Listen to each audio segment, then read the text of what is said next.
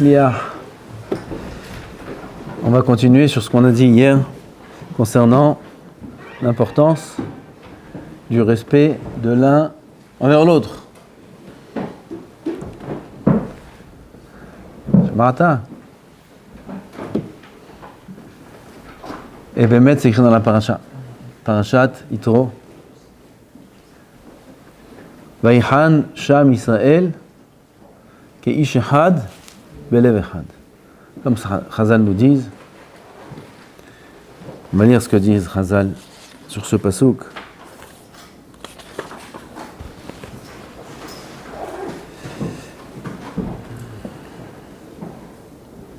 Masechet Derech Eretz Zuta. Dit Hashem, Ho'il vesan'u Israël et ha-mahloket, ve'ahavu et ha-shalom, ve'asu hanaya ahat, hare ha-sha'a she'eten lahem et torati. Les paroles d'Hashem. En français, étant donné qu'Am Israël ont haï la dispute et ont aimé le shalom, il faut aimer le shalom. Ça ne suffit pas d'éviter les querelles.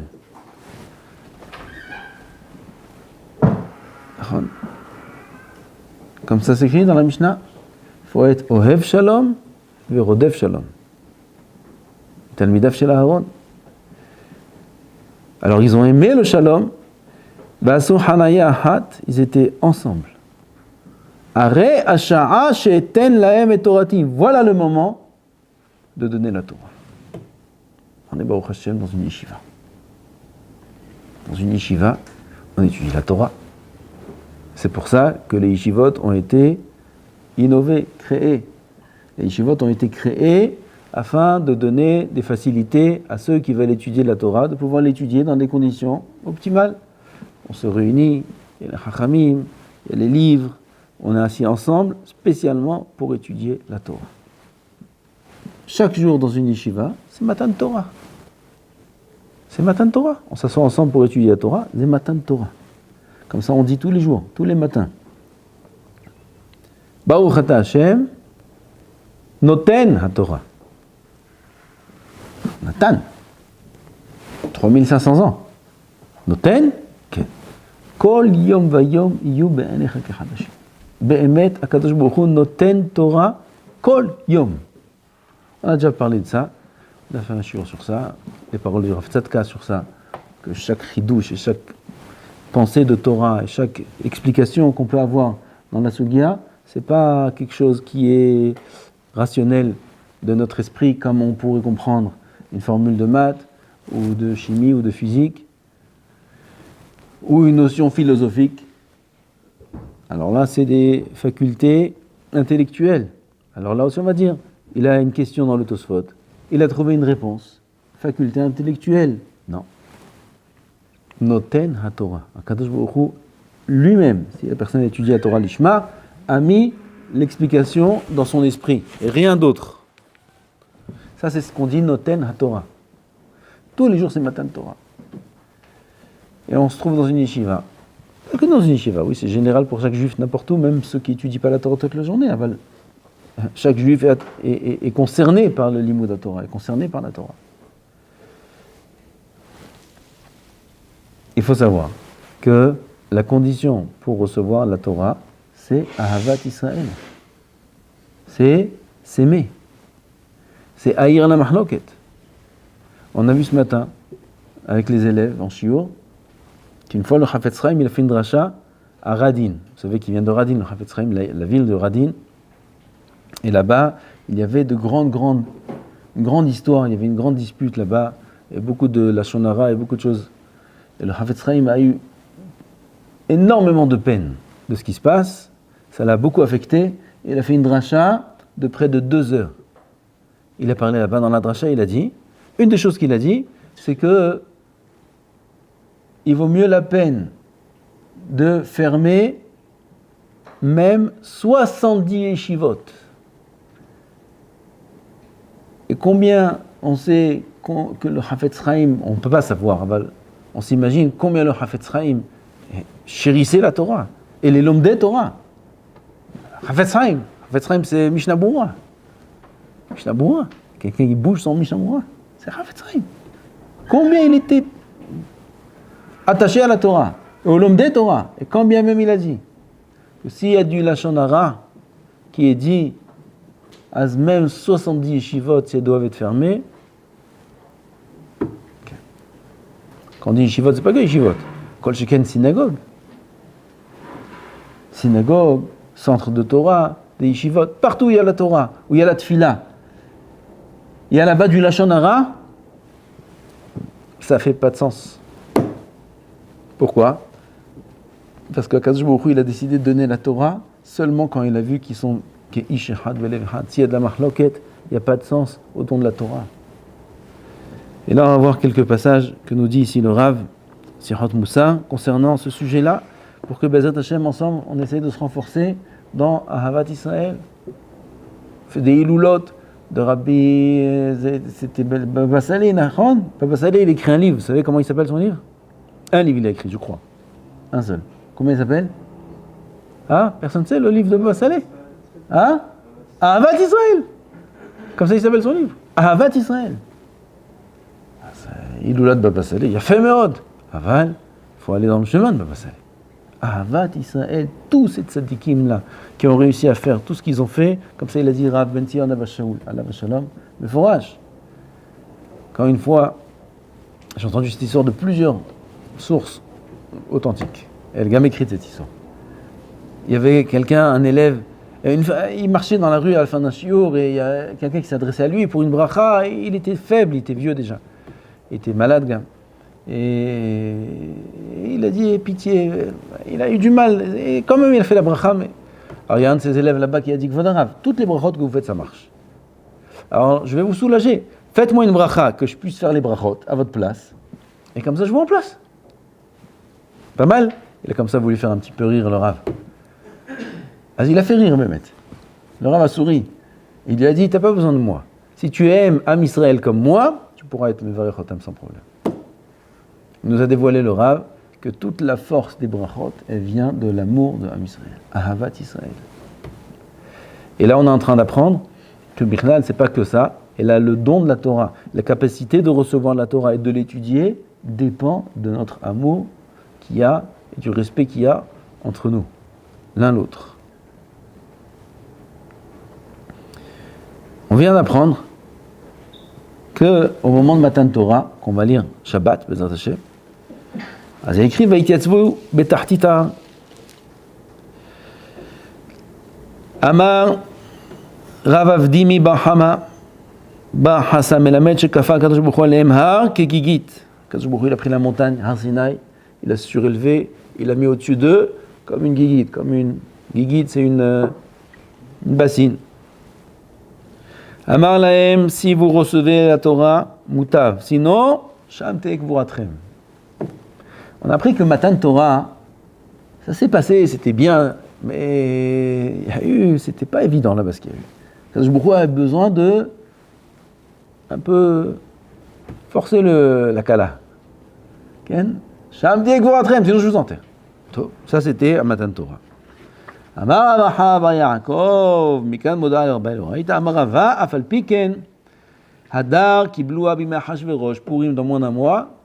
Purim, c'est un deuxième événement de Kabbalat Torah dans l'histoire. Hadar Kibloua, on a reçu la Torah à nouveau à Hashverosh, pas que à l'époque de Hashverosh, pas Hachem il s'est dévoilé, il y a eu un Sinaï. Non, on a repris sur nous à nouveau la Torah. C'est-à-dire que la manière dont on a pris la Torah, on a accepté de l'accomplir et de l'étudier, de tout faire à Sinaï. C'était un petit peu là-bas, on était un peu forcé. Oui, il faut comprendre ça. Pas forcé vraiment, Chas v'Shalom. On a dit Na'asev Nishma, quelque part. Il y a une deuxième fois dans l'histoire où on a repris la Torah sur nous. À l'époque d'Achashverosh. Et là-bas, on a pris la Torah be'ahava. Kimu ve'kiblu ha'yehudim, kimu ma shekiblu. Et là, le Rav va expliquer quelle différence entre Kabbalat Torah de Har Sinai et de Achashverosh. Il dit comme ça. Har Sinai, on a reçu la Torah, certes. On était Beish, Keish, Echad, Belev, Echad. Han, Sham, Israël. Sham, Israël, tout le pasuk il est écrit au pluriel. Pitom, Han, Sham, Israël au singulier. Ça veut dire qu'on était un public comme un singulier. Tout en Israël, des millions, comme une personne, tellement qu'ils étaient unis l'un avec l'autre. Ça c'était Matan Torah. Aval, quand bien même, c'était pas comme à l'époque d'Achashverosh. Pourquoi ? Parce qu'à l'époque d'Achashverosh, on était censé être détruits tous, en un jour. Les hommes, les femmes, les enfants, tout le monde. Et vous savez ce qui se passe quand il y a une xéra pareille sur Am Israël ? Quel ardout il y a dans Am Israël. Regardez ce qu'il y avait pendant la guerre. Chaque fois qu'il y a des guerres, regardez quel ardout il y a entre nous. Tout le monde met de côté toutes les querelles, toutes les disputes, tout s'annule de manière naturelle. Deux voisins qui se faisaient la guerre. Quand il y a la guerre, ils se font la paix. C'est paix et plaine. Tout d'un coup, tu vois, bon, qu'est-ce qu'on peut faire ? Venez, viens, où sont les enfants ? Là, il y a l'alarme. Après la guerre, ça y est. On reprend chacun ses positions, s'il vous plaît. Hein. Pendant la guerre, Pelle Plaïm, il n'y a plus rien, il n'y a plus de dispute, il n'y a plus de rancune, on se rappelle de plus rien. Rien. Il y a une vraie hardoute. À l'époque d'Achashverosh, il n'y a pas eu une panique et une guerre aussi grande dans l'Am Israël. En un jour, exterminer tout le monde, un décret qui était prémédité et prévu, et bien, toute la logistique pour faire ce... Oui, c'est très... Et ils attendaient ce jour-là. Quelle panique il y avait dans l'Am Israël. Quelle peur. Et cette peur a fait quoi ? Qu'il y avait une ardoute, comme il n'y avait même pas Behar Sinaï. Et la reine là-bas, la Kabbalat Torah, a pu se faire de manière beaucoup plus grande. Et c'est ce que dit Rabbeinu Hari. Comme ça, le Rav, tout ça c'est le Rav qui explique. Sichot Moussa. Sur Kippour. Yom Kippourim, c'est Ke Purim. Tout le monde connaît cette dracha-là. Yom Kippour, il est plus petit que Kippour. Kippour, plus petit que Kippour. Yom Kippour, il est plus petit que Purim, pardon. Oui, Yom Kippourim, Ke Purim, il est comme Purim. C'est Yom Kippourim. Yom Kippour, il est comme Purim. Mais Purim, c'est plus grand. Mi nitla mi katan begadol. Alors, il faut comprendre. Le Rav veut expliquer avec ce qu'il est en train de dire ici. Yom Kippour, c'est quoi ? On a du côté avec Hachem, Vadaï. Aval, tout ce qu'on peut atteindre comme niveau à Kippour, c'est pas le niveau qu'on peut atteindre à Purim. Parce que Purim, il y a en plus de ça une ardout. Mishloach manot, ishlireou, matanot, la evionim, toute la journée, elle est autour de ça. Le Mishtei dure, ce qui dure, enfin, toute la journée où ils sont tous. Mishloach manot, là. Il y en a, ils courent toute la journée, à la shkia, presque ils arrivent à faire, ils commencent le Mishtei. Oh tété, on t'attend. Tu vois, toutes les secondes pour elles commencent à 4h, 5h. Pourquoi ? Toute la journée, on doit aller tout, de partout, Mishloach manot, tout en Israël, donc de partout. Qu'est-ce qu'ils font toute la journée de Purim ? Ils pensent à l'autre. Et celui-là, et j'ai reçu de lui, lui je l'avais oublié. Bon, vas-y, donne-lui le paquet que j'ai reçu là. Change le paquet. Mais c'est pas grave. Qu'est-ce qu'on fait ? On pense qu'à l'autre. Toute la journée. Matanot l'Evionim, mais c'est pas moins importante, plus importante même que Mishnah. L'Evionim, Hasbi Shalom, qui n'est pas un pauvre, qui n'est pas de quoi manger, qui n'est pas un pauvre, qui n'est pas plein d'argent. Plein d'argent. On n'est même pas Botkim. Le seul jour dans l'année, on vérifie même pas qui c'est. On n'a pas le droit de donner toute l'année sans vérifier qui c'est. Peut-être c'est un charlatan, peut-être Stam, peut-être il va acheter avec ça des bêtises. Tout ça, toute l'année. Ah, le Purim, là. Purim, il te demande quand la pochette y a de notre niveau. Purim, c'est Hesed.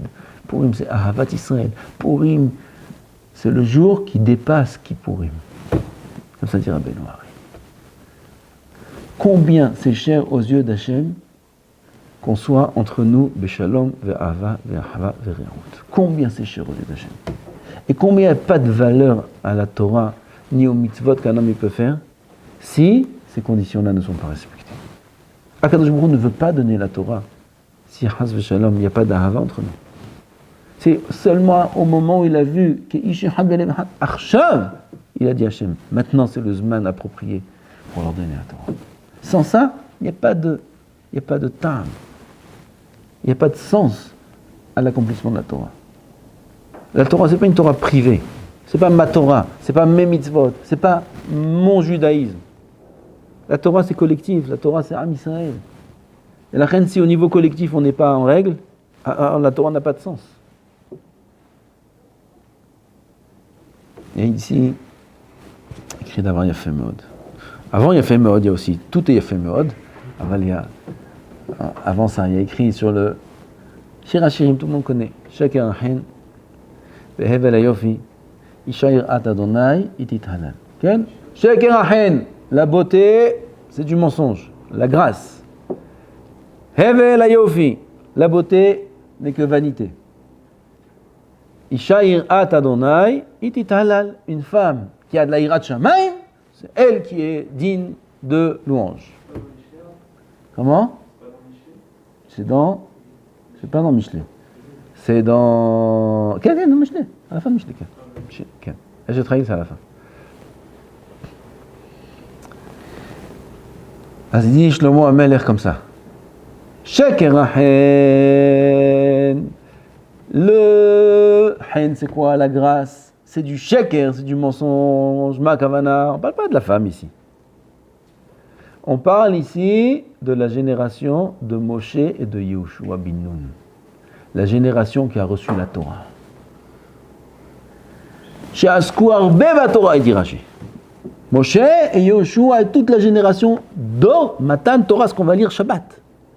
Toute cette génération-là qui était Behar Sinai, qui ont reçu la Torah, Moshe et Yehoshua inclus, tout ça, comment ça s'appelle? Sheker. Sheker. Hevel Ayofi, c'est qui? La génération de Hizkiyahu HaMelech. Il dit Rashi, She'asku Torah yoter mehem. La génération de Hizkiyahu HaMelech, ils ont étudié la Torah plus que la génération de Moshe et Yehoshua.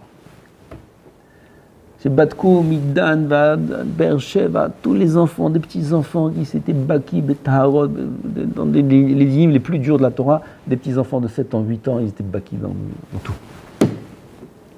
C'est Matan Torah, ça. Une génération pareille. C'est une génération qui a reçu la Torah. Plus que Moshe. Comment on s'appelle cette génération? Hevel. Vanité. Isha Yirat Hashem Itit Halal, c'est qui? La génération de Rabbi Yehuda Bar Ilai. Qu'est-ce qu'il y avait là-bas de spécial? Pourquoi ils étaient mieux que Moshe? Ils ont étudié la Torah plus? Pas forcément. Aval, ils étaient Mitkassim, Shisha, Betalit, Ahat. Ils étaient 6 personnes avec un vêtement. 6 personnes dans un vêtement. Alors, je dis, il y avait la pauvreté. Ils ont étudié la Torah. Alors, Rav ici, il soulève un autre point. Il dit 6 personnes dans un vêtement. C'est quoi ce vêtement-là? C'était pas une veste. Il n'y a pas une veste qui fait la taille de 6 personnes. C'est pas un pull non plus. Mais un vêtement, c'était un tissu, une grande couverture sûrement pour se couvrir. Il faut étudier la Torah. Et quand on est 6, déjà 2 dans un lit, vous avez dormi une fois avec le frère ou dans le lit comme ça, la couverture, l'autre il tire, tu tires un peu, l'autre il se trouve sans rien. Ah ouais. L'autre il tire. 6, l'autre il bouge un peu comme ça, et c'était mistama aussi sur mesure parce qu'il n'y avait pas. Bon, vous vous rendez compte? On parle du vêtement. On ne parle pas de la couverture pour dormir la nuit. On parle de s'habiller, le vêtement pour être tsanoua, pour être habillé. Il n'y a pas un vêtement chacun. Il y a 6 dans un. De maïch. Un morceau de tissu, ils étaient 6 autour. Et comme ça, ils étudiaient la Torah. Il ne faut pas bouger. Et si tu bouges un peu, l'autre il va avoir froid, il va dire. Il dit, c'est le Rav, combien il faut de ahava? De ahava, veshalom, vereaout. À tel point que ça, aux yeux d'Hachem, c'est plus important que la génération de Moshe, Yehoshua et Hizkiyahu HaMelech. Les générations les plus belles de l'étude de la Torah. Les plus belles. Et si on vient les comparer, en elle-même, en soi, la génération de Moshe, elle s'appelle pas Sheker, Chas v'Shalom. C'est du mensonge, Chas v'Shalom. C'est Matan Torah. Quand est-ce que ça s'appelle mensonge? Par comparaison. En soi, la Torah de Moshe Rabbeinu, qui c'est qui peut parler? La Torah de Hiskiyahu HaMelech, ça s'appelle Hevel. Mais si on vient comparer la Torah à la Torah de Rabbi Yehuda bar Bilhai, où là-bas il y avait tellement une Ahavat Israël et Ahava Veshalom Vereut qui sont assises dans le même, ils sont en train d'étudier la Torah ensemble, alors les générations d'avant, ça vaut zéro. Combien c'est cher aux yeux d'Hachem la Ahava Veshalom Vereut qu'il y a entre nous. Et là on va arriver à un point important. Parce que tout ça c'est bien, mais il faut savoir comment ça marche. Comment on arrive à ça? Et bien mettre ici, dire au Rav, que c'est pas un respect extérieur. Être poli, être souriant, ça va pas marcher ça. Ça va pas marcher si ce n'est que dans le cœur. On est de penser sur l'autre que du kavod et de l'amour. Et de la haracha. Du kavod et de la haracha, hein? Et de l'estime. Estimer et donner de la valeur à son prochain. Donner de la valeur à son prochain. Sans ça, si c'est pas vraiment dans le cœur, ça va pas tenir. Alors on va sortir du moussa, on va faire attention. Oui, maintenant hadarochel, comme on mange, alors vas-y bechavod, et vas-y toi d'abord et passe devant, je vous en prie, et après vous. Et tout ça c'est bien beau, mais ça tiendra pas la route. Si dans le cœur on n'a pas, dans l'esprit, quand on voit l'autre, quand on pense à l'autre, on n'a pas d'estime, on n'a pas de kavod. Et là, à l'inverse, on a des pensées négatives sur lui.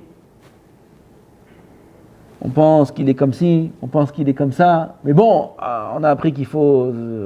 ok, c'est déjà bien. Mais ça ne tiendra pas. On peut arriver à respecter l'autre Be'emet comme Hachem le demande, seulement si dans le cœur, on a de l'estime pour l'autre. Et on apprend ça d'où? Regardez comment c'est beau la preuve qu'il amène le Rav. Eved Ivri, il y a une paracha d'Eved Ivri, bientôt c'est Mishpatim. La semaine prochaine c'est Eved Ivri, on commence par Eved Ivri, c'est le début de Mishpatim.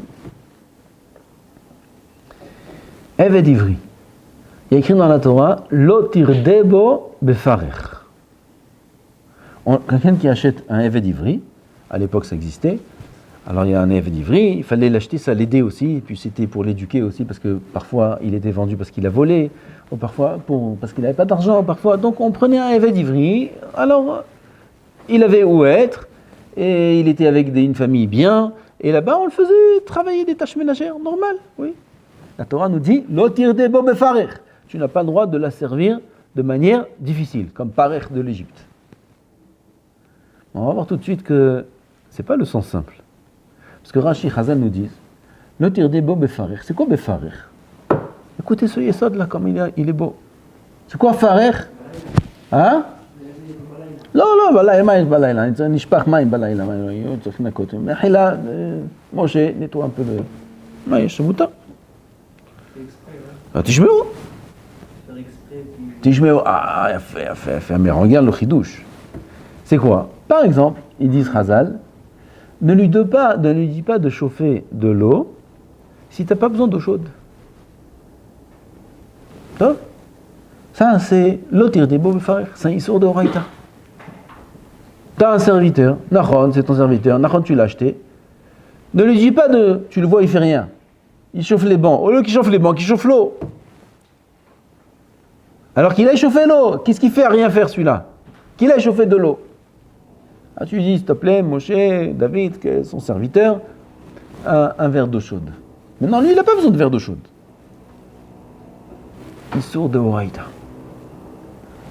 Mais dites-moi, là, je l'ai fait travailler dur.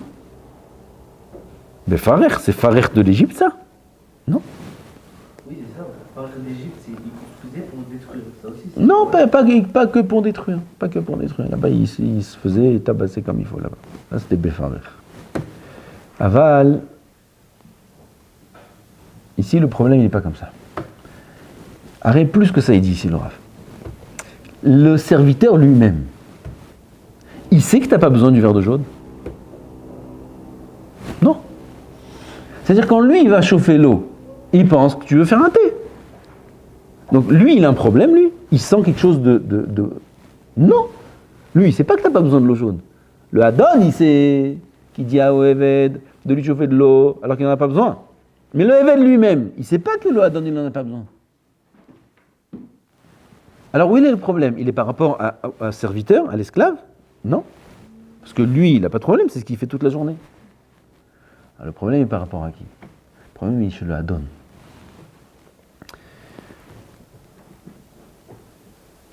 Quelqu'un qui se permet de dire à son serviteur de lui chauffer de l'eau alors qu'il n'en a pas besoin, c'est quelqu'un qui néglige, qui est mezalzel. Zilzoul, comme on dit en français zilzoul, qui méprise, qui ne considère pas. Il compte pour rien, lui. Il vaut rien à tes yeux. Tu es capable de lui demander de faire une chose dont tu n'as pas besoin. Ça veut dire que tu ne le considères pas comme un être avec un respect. Oui, mais il ne sait pas. Oui, mais toi, tu sais. Pourquoi dans ton cœur, tu vois ton prochain de cette façon-là? Ça, la Torah l'a interdit. Elle a interdit qu'on ait du mépris pour n'importe quel juif au monde, même si c'est un esclave qui a été vendu parce que c'est un voleur. C'est un voleur, cet esclave-là. Il n'avait pas de quoi payer, on le vend. C'est pas quelqu'un qu'on doit...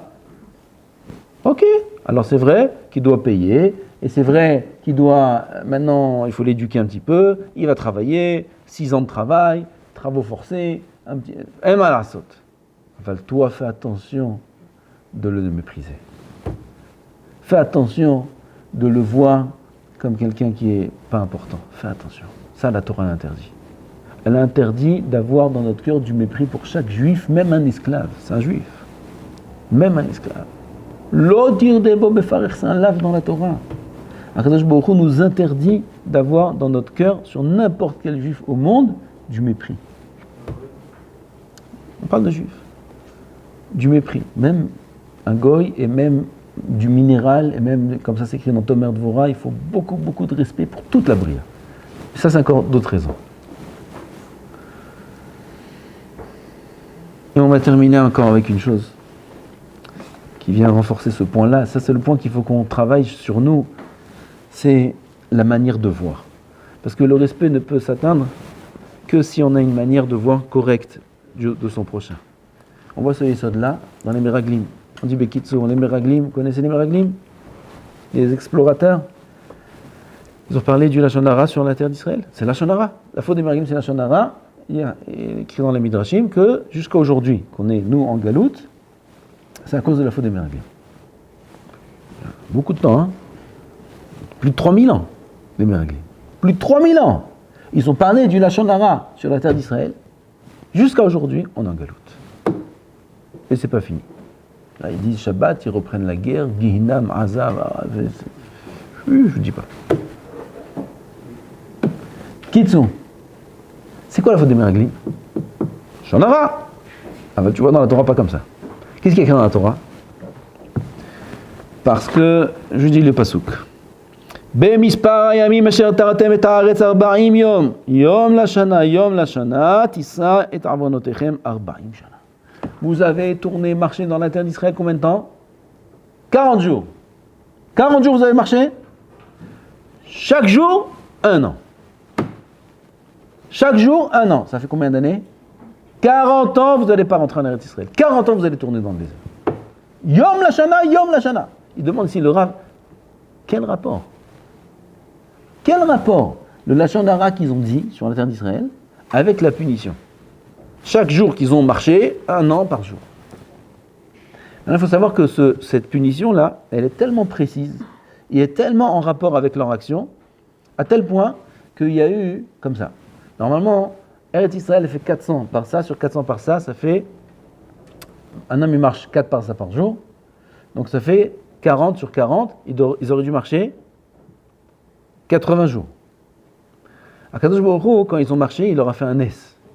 Au lieu de marcher 80 jours, ils marchaient la double de la vitesse. Je ne sais pas s'ils sentaient, mais c'était un S. Ils ont marché 40 jours. Au lieu de marcher 80 jours. Mais ils auraient dû marcher 80 jours. Hachem, il leur a fait un S, ils ont fait ça en 40 jours. Pourquoi il leur a fait un S? parce qu'il savait qu'ils allaient fauter, et il ne voulait pas qu'ils tournent 80 ans dans le désert. Il leur a fait une réduction de moitié, 40 ans. 40 ans dans le désert. Donc on voit, il a fait un S, vous comprenez? Il a fait un S Hachem pour qu'on n'ait que 40 jours. Ça veut dire que c'était très précis la punition des 40 jours par rapport à leur action, et on repose la question, mais leur action c'était juste le Lachon Hara sur Eretz Israël. Le Lachon Hara ça se dit en 1 minute. Quel rapport avec les jours où ils ont marché? Quel rapport? Question forte. La réponse est, c'est le Yetzod qu'on est en train de dire. Le Lachon Hara, c'est quelqu'un qui parle du Lachon Hara sur son prochain. C'est pas une action extérieure. C'est pas il a parlé du Lachon Hara, il a dit sur lui qu'il est comme ci ou il est comme ça. La racine, elle commence avant, comme on a dit. Il le voit comme ça. Il pense de lui comme ça. Et puisqu'il pense de lui comme ça, il en vient à parler de lui comme ça. Le problème, c'est pas sur sa parole. Le problème, c'est la manière dont il le voit. C'est la manière dont il le considère, c'est l'estime qu'il a pour lui. À partir du moment où l'estime qu'il a pour lui est mauvaise, alors automatiquement, non, il va parler de la Lachon Hara. Automatiquement, il va être mauvais. Automatiquement, il y aura des querelles, il y aura des disputes, parce qu'il n'a pas d'estime pour son prochain. Et ça, c'est la punition des Meraglim. Le problème des Meraglim, c'est pas qu'ils ont parlé sur la Lachon Hara sur Eretz Israël. C'est qu'est-ce qu'ils ont pensé. Combien de mauvaises pensées ils avaient sur Eretz Israël. Et les mauvaises pensées sur Eretz Israël, elles sont, oui, dépendantes de leur tour ba'aretz, de leur marche, de leur exploration. Et plus ils marchaient dans la terre, et plus ils voyaient la terre, et plus ils pensaient. Et ça, c'était chaque jour. Chaque jour où ils marchaient, chaque jour où ils marchaient dans Eretz Israël, chaque jour, ils avaient des préjugés sur la terre d'Israël. Ces 40 jours-là ont donné ce qu'ils ont dit. Mais ce qu'ils ont dit, ce n'est pas une phrase. Ce qu'ils ont dit, c'est 40 jours de marche.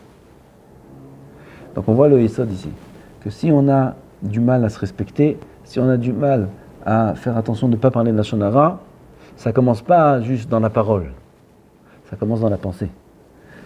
Il faut se renforcer dans le fait de trouver un point positif chez l'autre. Comme ça, il dit ici, le Rav, avec ça, ben, on termine. Il dit, Karme Kubalni Merabotai, comme ça j'ai reçu de mes maîtres. On a dit ça plusieurs fois. Qu'il y a une mitzvah qui est très, très, très difficile à accomplir, à tel point qu'Abaye, il a dit même, heureux celui qui n'a pas connu ses parents. C'est Kiboud Avahem. C'est très dur de faire Kiboud Avahem. Très dur.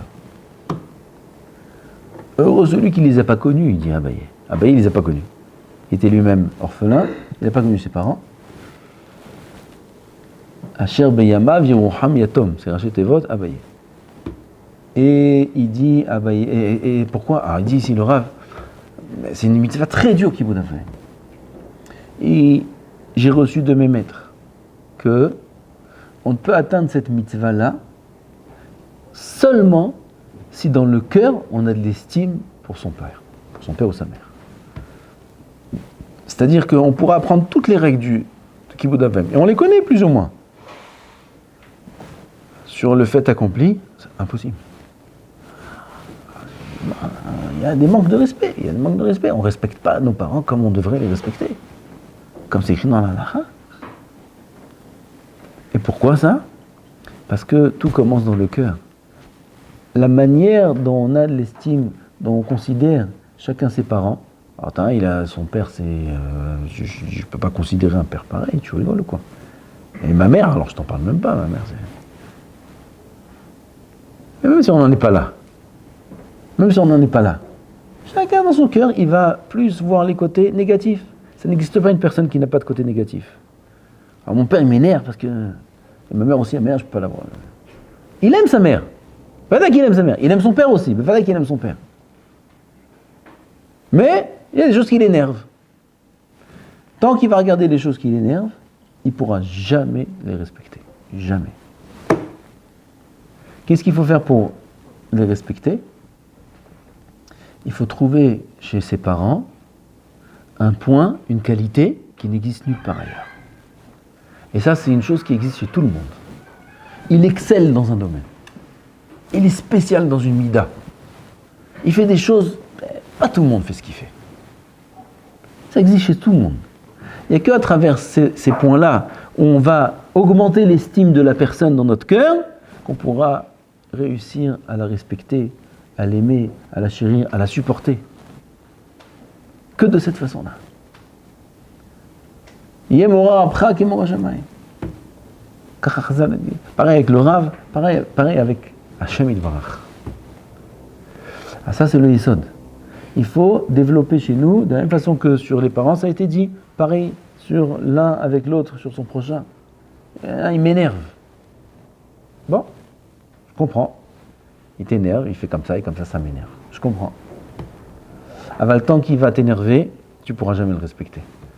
Et on ne demande pas de nous un respect extérieur. On ne demande pas d'être courtois. On n'est pas des Français, mais on n'est pas...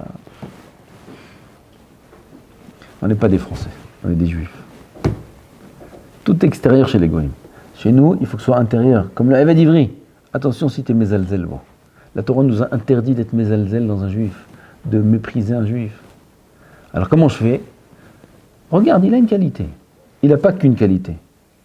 Quand il a une qualité, moi, je sais pas. Si lui, il n'en a pas, toi non, tu ne en as pas. Moi j'en ai, moi. Moi, je fais comme ça, c'est vrai, je ne suis pas à 100%, mais 99,9%. J'ai des qualités. La même chose que tu vois chez toi, tu peux voir chez l'autre. On est tous les mêmes. Avec des paramètres différents, avec des sujets différents, avec des partsophimes différents, mais on est tous pareils. On est tous remplis de qualités et de défauts. Alors, de la même façon que chez toi, tu arrives à mettre en avant tes qualités plus que tes défauts, sinon tu ne pourrais pas vivre. Alors pareil chez l'autre. Mais plus en avant ses qualités que ses défauts. La même chose qu'on fait pour soi-même, il faut faire avec l'autre. Ve'ahavta l'ereacha kamocha. Ah, autre douche. Autre douche. Ve'ahavta l'ereacha kamocha. On est rempli de défauts, rempli de défauts. Et quand je dis défaut, c'est un mot qui est soutenu et poli et correct. Si j'aurais dit égout, j'aurais dit des mots, même plus que ça j'aurais dit. Si un homme il se vérifie de quoi il est rempli, Hashem Yirachem, de quoi il est rempli. Hashem Yirachem. Défaut, c'est gentil. Et quand bien même, on s'aime. Ouais, on aime les égouts. Non, on n'aime pas les égouts. Et là, nos qualités, elles font surface. Elles recouvrent toutes les égouts. Alors, on a une petite qualité comme ça, parfois des qualités béchiales qui n'existent même pas, c'est imaginaire. Ah ben, c'est comme ça, moi je suis bien, je suis bien. Rempli d'égouts. Et quand bien même, il arrive à se trouver bien. Comment on arrive à donner de l'estime? On est des professionnels de l'estime avec soi-même. Il faut faire la même chose avec les autres. Pas se focaliser sur les défauts. À l'inverse, il a des qualités. Regarde ce qu'il fait, regarde comment il est bien là, regarde comment il est serviable, regarde comment il est gentil, regarde comment il fait cette fille-là bien, même s'il fait du bien avec les autres. Comme ça a dit ton mère de Vora. Même si c'est pas avec moi qu'il fait du bien, mais il fait du bien avec les autres. C'est une qualité. C'est quelqu'un de bien. Regarde. Et comme ça, doucement, augmenter l'estime envers l'autre, et à travers ça, Bezat Hashem, pouvoir aimer, respecter, chérir, et surtout, après tout, quoi? Recevoir la Torah. Shabbat, on reçoit la Torah. Shabbat, Parashat Yitro, on reçoit la Torah. On est là pour ça. On vit pour ça. Ça, c'est la condition. Amen, amen.